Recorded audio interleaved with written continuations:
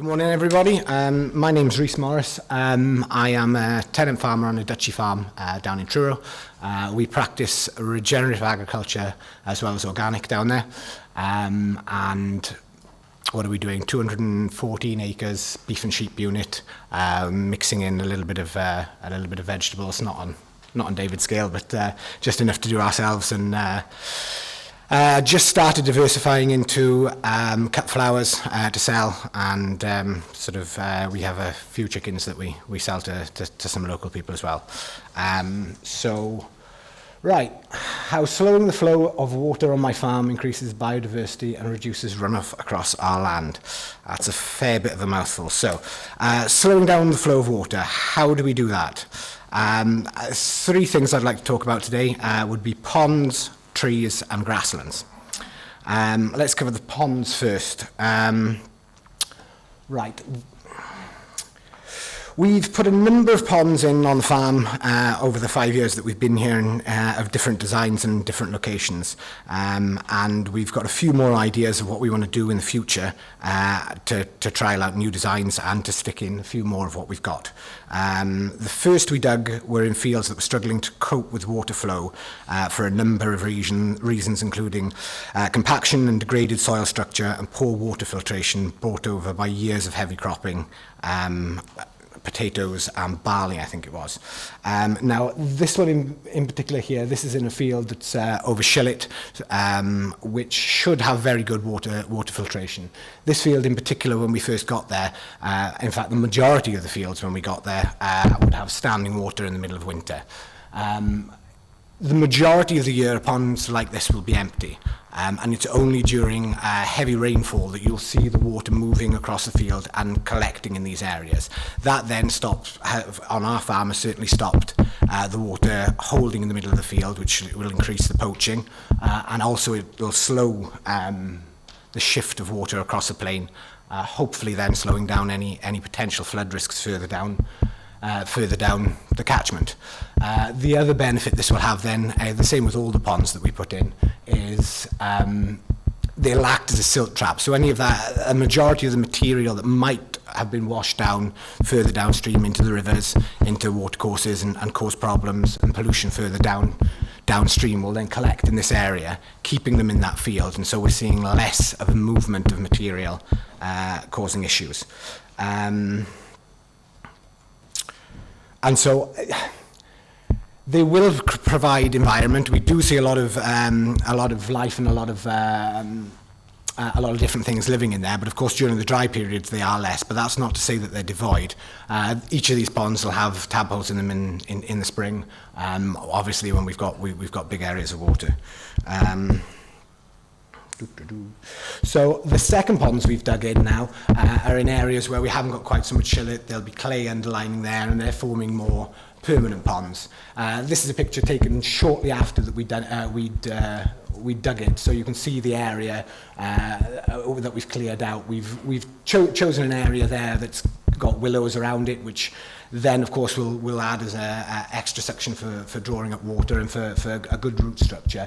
The benefit of this as well is of course is willows for us, so the cattle will go in there and they love going in there and eating them. So we don't exclude any of our livestock from any of the areas that we utilize. It's all about how long we allow them to have access to areas. So obviously if they're there for too long, you're looking at damage, you're looking at breaking down of the edges of the ponds or destruction of the trees. So in all that we do, we're looking at a sort of 3 or 4 day as a maximum period that any of our livestock have access to any one area. But again, the water now flows from the field in heavy rainfall and it collects here. It acts again as a silt trap and it slows the process down. And in this particular field, I'll look to put maybe another half dozen similar ponds there, again, because I think they've been effective and they've been very good at getting beneficial insects and beneficial wildlife here. We've seen a dramatic increase in birds and insects across the farm for a number of reasons, and I think this is one of them.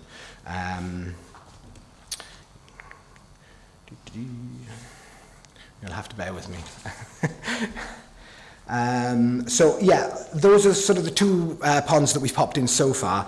One of the ones that we're really looking forward to putting in the future would be a leaky wooden dam. We have several areas of wetland then that we can stick these ponds, these structures in, and on a heavy rainflow, what you're getting there is not only have you got your usual pond structure, but you're having rushes around them, and these areas and these wet plants then, when you have heavy rainflow, and I should say that these will be put at the very end of the farm, where as a last barrier, if you will, to water before it leaves the farm, because all of that vegetation will hold on to a lot more of that material that then may go down further stream and have a detrimental effect on both the water quality and of course people trying to get about. Where we go next? So I'm on on water flow and things going off farm. I've got two pictures here, and I'll probably come back to these again. And can't see it particularly well, but there is a heck of a lot of water and what looks to be material flowing off the field. Now, oddly enough, these two fields are side by side. Now, you would expect to see runoff like that off a soil field. And actually, this is one of the things that I think is very important for people in agriculture and farming these days to bear in mind. These fields are exactly the same. They've got the same crop in them. They've got the same grass. They've got the same structure. The only difference between these two fields is that one has got a track running up the middle of it. And so whilst this field looks to the public to be an outstanding example of how farming should be done, no runoff, no soil, no material flowing onto the road, because we haven't dealt with the fact that there is water coming off that, hitting that track and bringing material with it, when people drive past that gateway, it looks absolutely horrific. So further up from there, we dug a ditch in and we diverted the flow of water off the track and into another pond. And in doing that then, the perception then of people driving past the farm can be changed, and we can make sure that when people see a field full of grass or that we're doing everything that we can to make sure that that material then isn't having an impact on people in the public.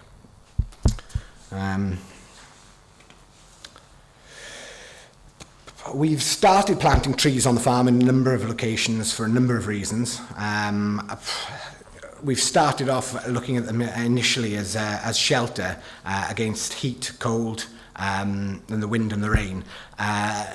In the summer in Cornwall now, we're getting more and more drought periods. We're getting more and more times when that temperatures are getting up, and with cattle, cattle's ideal temperature actually lies between sort of, I think it's minus 5 degrees and 7.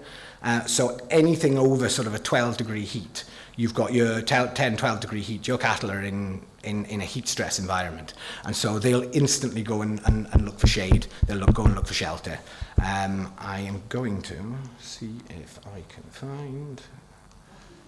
There you go, that's an insight to what's coming up. So this picture is a really, really good picture that shows the benefit of shade. Now, believe it or not, that picture's taken in February, where the temperatures aren't that high, and that's with shedding sheep, so the wool that's on them is very, very thin. So even on a day in February, those sheep have gone out and seek shade at the start of the day, and that is why, for me, trees were one of the first things we looked at for putting in. Now, of course, the fungal network underneath the soil, I'm not going to try and butcher that one this morning, is also of a huge benefit. So when the trees are there with their root structures underneath, they can exchange nutrients and minerals between different types of plants. So the more trees that you've got in there, the more that exchange network can work, and obviously it's going to be of a benefit to everybody. I've said trees here, but of course shrubs and bushes, as there was a lady earlier who asked a question on trees. And yeah, there are a number of trees that you can plant that you can have cash crops off and you can utilise, either through fruits or even through timber. And we're working quite closely with Forest of Cornwall now to put a number of these in and to almost be a a test to find out how they all function in amongst each other, and hopefully we'll have a good feedback from that.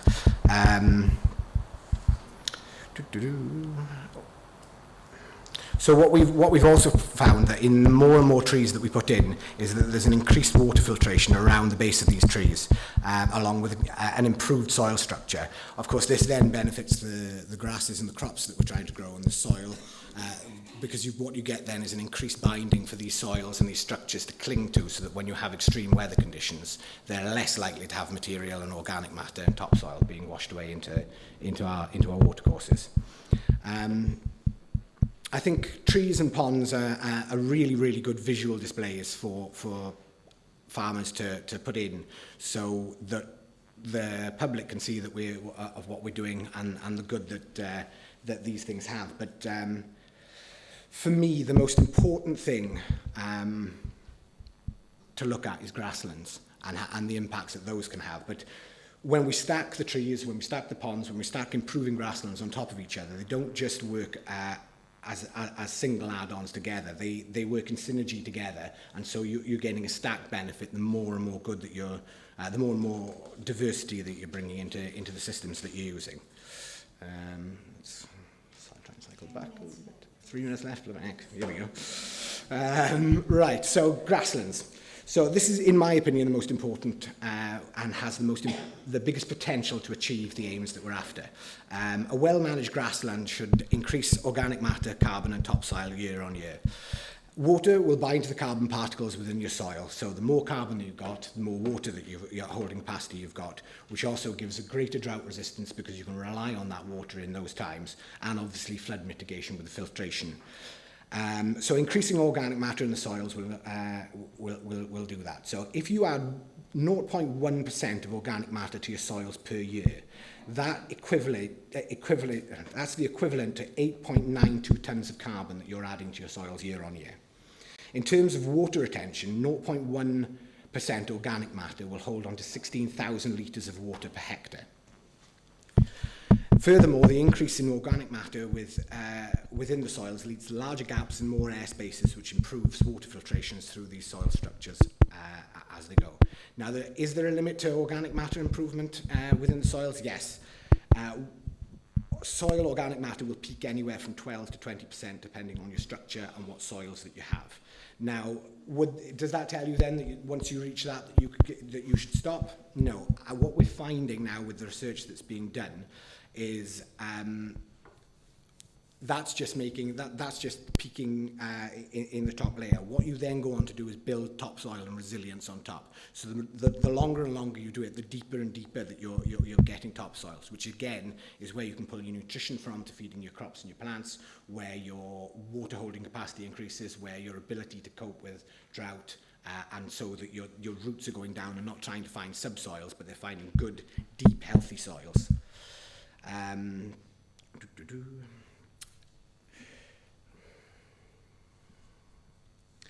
when you're increasing the quality of the soils, then the grasses and the crops that you're producing are higher in nutrient density. When you get this higher nutrient density, that increases obviously what you're trying to sell to your customers tastes better and is actually better for them in the long run because there's more nutrition in there.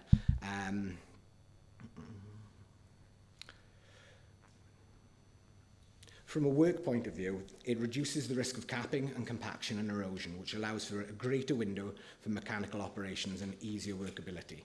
Although this must be managed carefully, as it is easy to go backwards after too much tillage is concerned. The more tillage you do, the more chance you've got of extreme weather conditions, and so you're seeing that soil being washed away and moved away.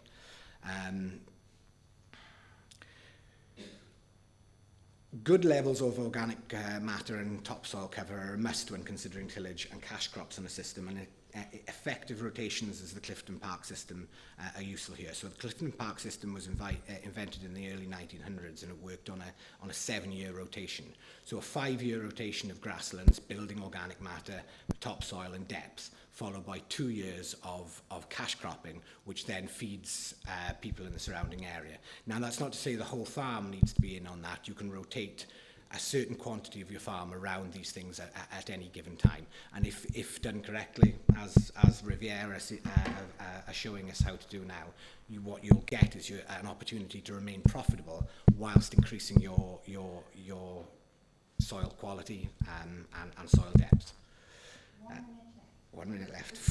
I've got loads to go. So I suppose we had a couple of questions on fertilizers earlier. So when we came into the system, we went cold turkey. We took fertilizers entirely out of the system, which saw a massive crash in the ability for the soil to grow things.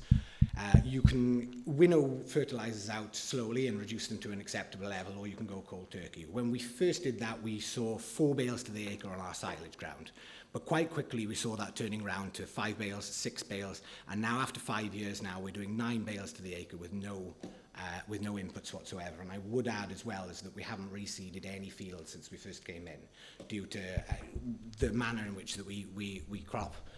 We do what we crop. So when we graze, we do mob grazing, and as you can see here, we've got a game of spot the cows. So this is in May, and what you're seeing here is a lot of chicory, a lot of plantain, a lot of things that have got a competitive edge when we first came in, because the compaction levels in the soil allowed this to happen. So when a soil is functioning, when a grassland is functioning properly, what you'll get is the grass will outcompete everything else. When you've got compaction in there, your chicory, your plantain will outcompete those, giving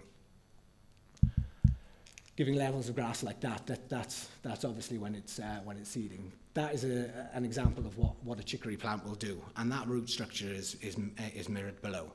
So that tells me there that we've got a huge compaction issue in that field, but with the right introduction of the right crops into there, you can break up that pan and you can start improving the soils back to where it needs to be. And in doing that, your water filtration, your water quality improves with it.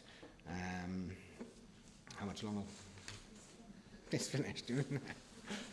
There we are. I have quite a lot else to say, but I think we've run out of time for today. So.